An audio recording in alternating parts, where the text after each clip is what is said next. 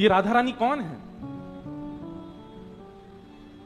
जब भगवान मोहिनी रूप धारण करके आए, ठाकुर जी का रूप इतना सुंदर था कि देवता सब ठाकुर जी पर मोहित हो गए, लेकिन सूर्य मोहित नहीं हुए।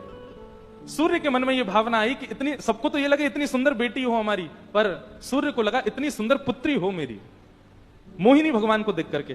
तब भगवान किसी से नहीं रीझे, लेकिन सूर्य से रीझ गए और सूर्य नारायण को कहा कि हे सूर्य नारायण, आपने जो भाव रखा है ना हमको पुत्री रूप में देखने का, हम द्वापर में कृष्ण अवतार धारण करेंगे तब आपका ये भाव पूर्ण करेंगे। सूर्य बोले मुझे आपका अंश नहीं चाहिए, मुझे आप ही चाहिए संतान के रूप में।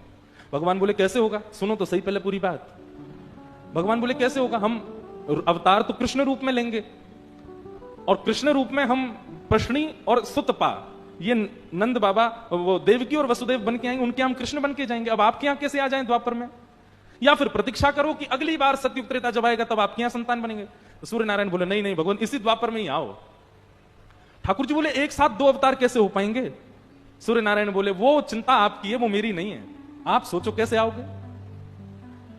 तब ठाकुर जी ने विचार किया और बंधुओं, परब्रह्म परमात्मा साक्षात जगदीश्वर नारायण परब्रह्म विष्णु, वे परब्रह्म ही साक्षात कृष्ण के रूप में पधारे हैं, पर उनकी जो आह्लादनी शक्ति है, नारायण की जो वास्तविक शक्ति है, वही शक्ति ही श्री किशोरी जी के रूप में परिणत हुई है। किशोरी जी के रूप में आएंगे। किशोरी जी कोई विलग नहीं है ठाकुर जी से, वो ठाकुर जी ही हैं, ठाकुर जी का ही पूर्ण बल है, ठाकुर जी का ही स्वभाव है, ठाकुर जी का ही।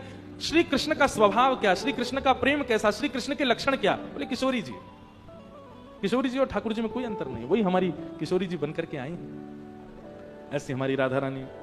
एक बहुत सुंदर पद है, अभी हम गाते हैं, आप सब लोग प्रेम से सुनना। हमारे ब्रज में दो रत्न हैं। पहलो रत्न तो है मक्खन, ठाकुर जी ने बहू चुरा लियो, और दूसरे रत्न है हमारी वृषभानु नंदिनी श्री राधा रानी, ठाकुर जी ने उनको भी हरण कर लियो। श्री परमानंद दास जी का पद है, बहुत भाव से गाते हैं। हो ब्रज में रतन राधिका गोरी, ब्रज में रतन